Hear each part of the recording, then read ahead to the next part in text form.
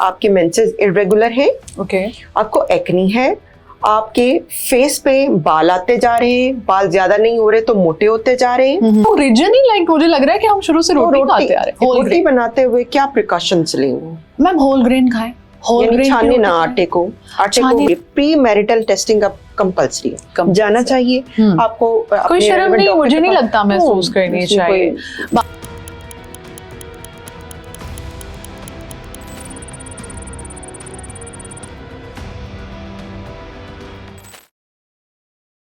अस्सलाम वालेकुम, मेरा नाम डॉक्टर तंजीला रहमान है और आप मेरा YouTube चैनल देख रहे हैं।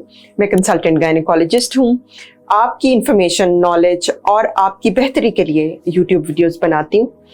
आज हम पॉलीसिस्टिक ओवेरियन डिजीज़ के बारे में बात करने लगे हैं। ये इतना बढ़ता जा रहा है मर्ज के जैसे कि एपिडेमिक होती है। आज मैंने एक कंबाइंड सेशन का सोचा है। मेरे साथ न्यूट्रिशनिस्ट हैं, उनके साथ मिलकर हम डाइट, फिटनेस उसके बारे में बात करेंगे और मैं आपको मेडिकल पॉइंट ऑफ व्यू से जो इश्यूज हैं उसके आंसर्स करूंगी। आपके ढेरों मुझे क्वेश्चंस आए हुए हैं, उन सब क्वेश्चंस की कोशिश करेंगे कि आंसर आपको ज़रूर दिए जाएं। तो मैं आपको मिलवाती हूँ मिस इरम मुश्ताक से।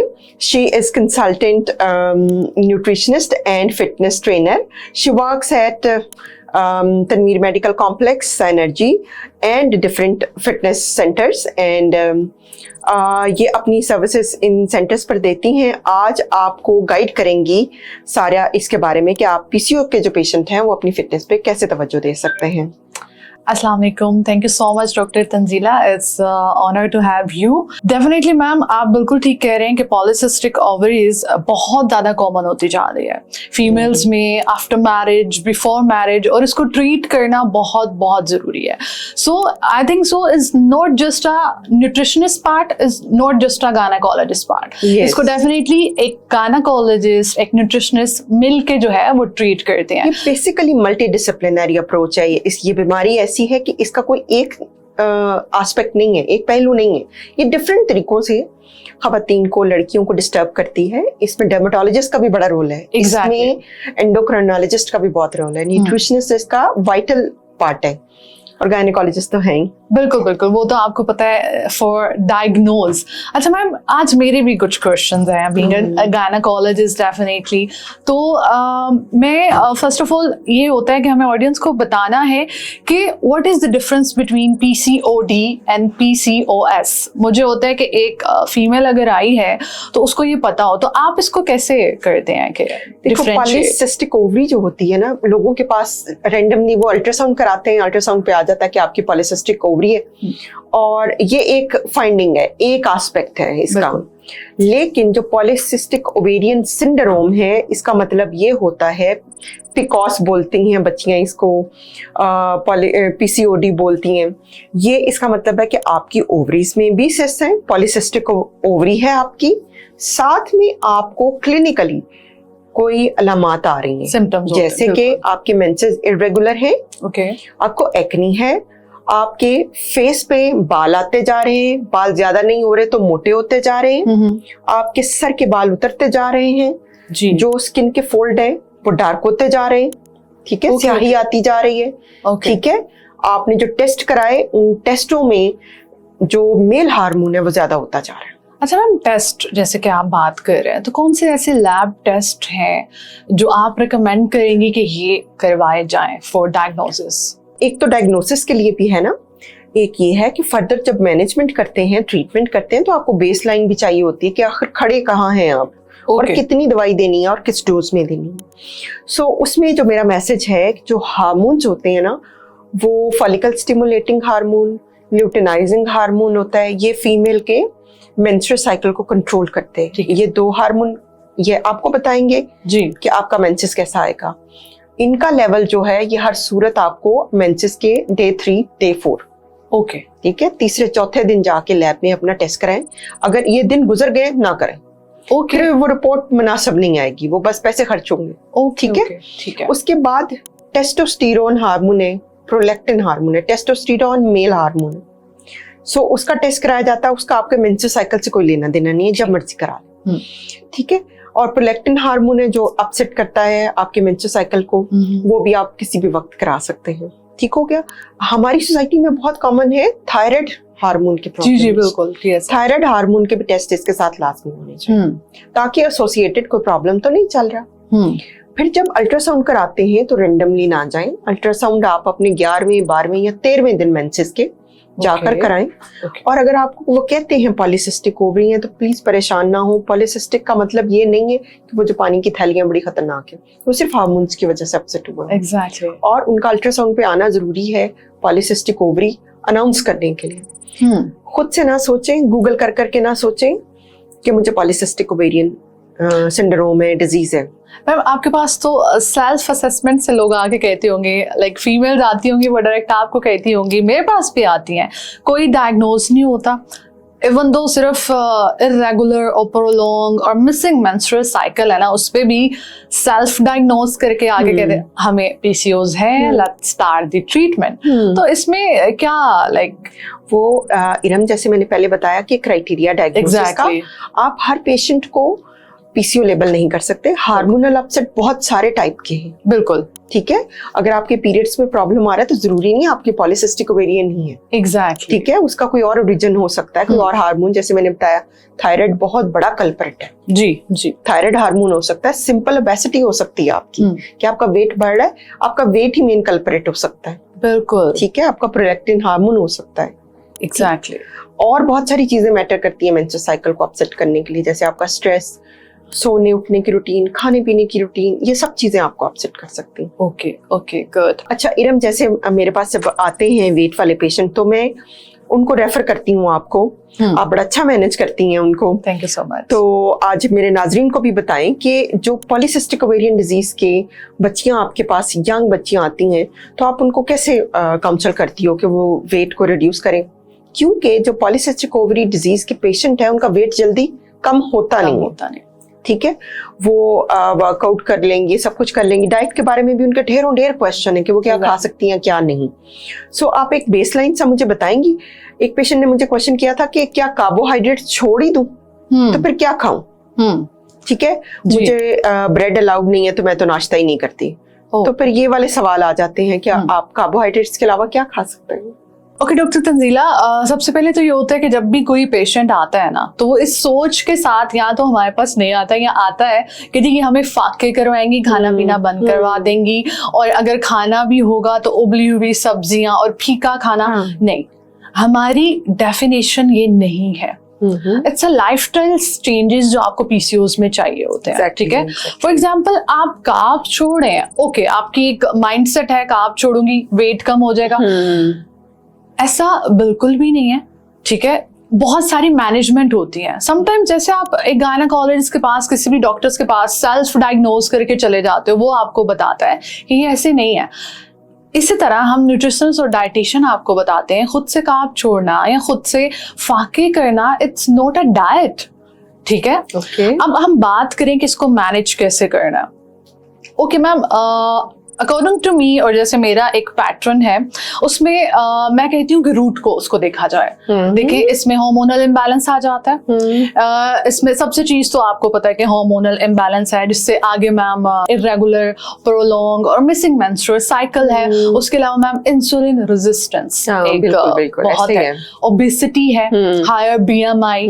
उसके बाद मैम अगर हम हार्मोनल इम्बैलेंस में बात करें, एंड्रोजन लेवल, ठीक है, वो बहुत हाई हो जाते हैं। मेल हार्मोन एक्चुअली जो है एक्सेसिव हो जाते हैं, ओबेसिटी करता है, पेट बड़ा कर देता है। एग्जैक्टली, और मैम वो इशू होता है बेली फैट, और बेली फैट को वैसे कम करना बहुत मुश्किल होता है। तो मुझे लगता है कि रूट कॉज को पकड़ा जाए, उन पे वर्क किया जाए।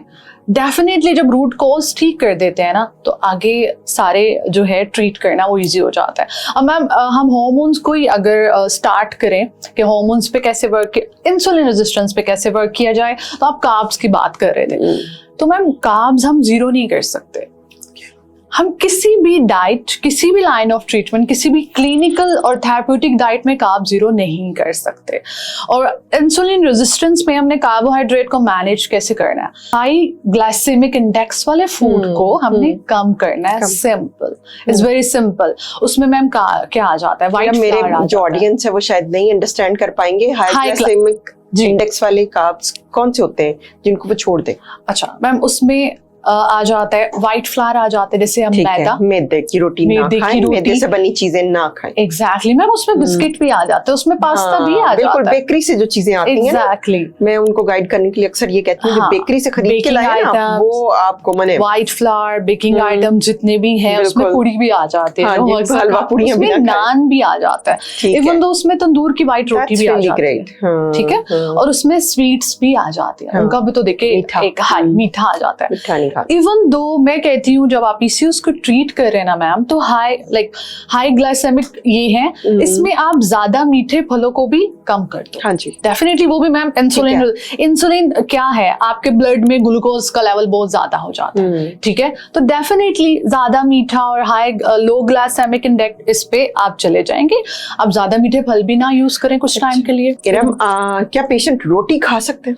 मैम डेफिनेटली खा सकता है, हमारा ओरिजिन ही मुझे लग रहा है कि हम शुरू से रोटी खाते आ रहे हैं। होल रोटी बनाते हुए क्या प्रिकॉशंस लेंगे? मैम होल ग्रेन खाएं, होल यानी ग्रेन छाने ना आटे को भाई छानना नहीं है आप लोगों ने, आपने छाने बगैर आटा इस्तेमाल करना। होल ग्रेन हो जाए मैम तो वेल एंड गुड है, क्योंकि अब समटाइम्स ना लोग व्हाइट रोटी खाते हैं, अगेन उसमें मैदा ज्यादा होता है, लेकिन वो उनको पसंद होती है, अच्छी ज्यादा लगती है, ठीक है। अब तो मैम मार्केट में ग्लूटेन फ्री, ठीक है, जो अगर यूज कर सकता है, ग्लूटेन फ्री आटा आ गया है, ठीक है, उसके अलावा डिफरेंट ऐसे आटा है जिसमें होल ग्रेन बहुत ज्यादा है, आप वो यूज करें।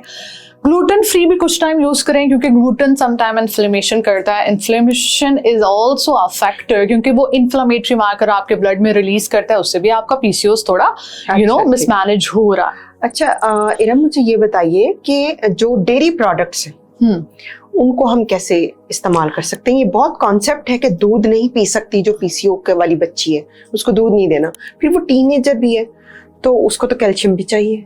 तो इसके बारे में आपका क्या ख्याल है?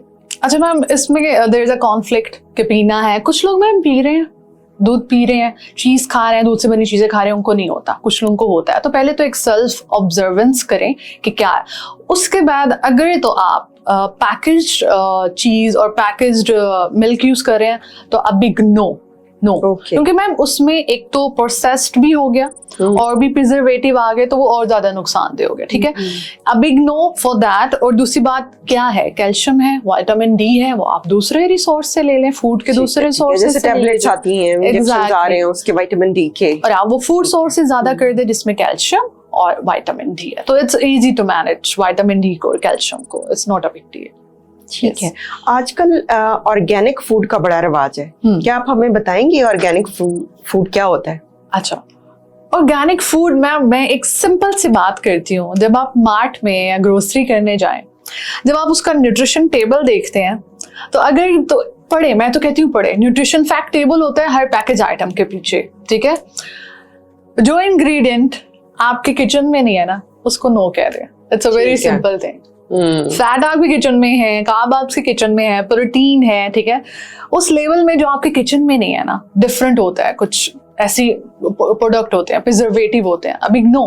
अब बात करते हैं ऑर्गेनिक पे, लेस प्रिजर्वेटिव, लेस प्रोसेस्ड, देसी, जो हमारे बड़े खाते आ रहे हैं, उनको इतने मसले भी नहीं, देसी चीजें हैं, घर का बना हुआ दूध अलाउड है पॉलीसिस्टिक ओवेरियन डिजीज में, लेकिन बाजार से मंगाया हुआ डब्बे का या फिर ऐसे जानवरों का जिनको स्टीरॉयड के इंजेक्शन लगाए जाते हैं वो नहीं आप ले सकते, ठीक है, इसलिए डेयरी आपको थोड़ी बहुत मना की जाती है, लेकिन इत्तेदाल में ये चीजें ली जा सकती हैं। ठीक है। अच्छा मैम, हमें ये जानने की बहुत जरूरत है कि पीसीओएस इज कंप्लीटली रिवर्सिबल।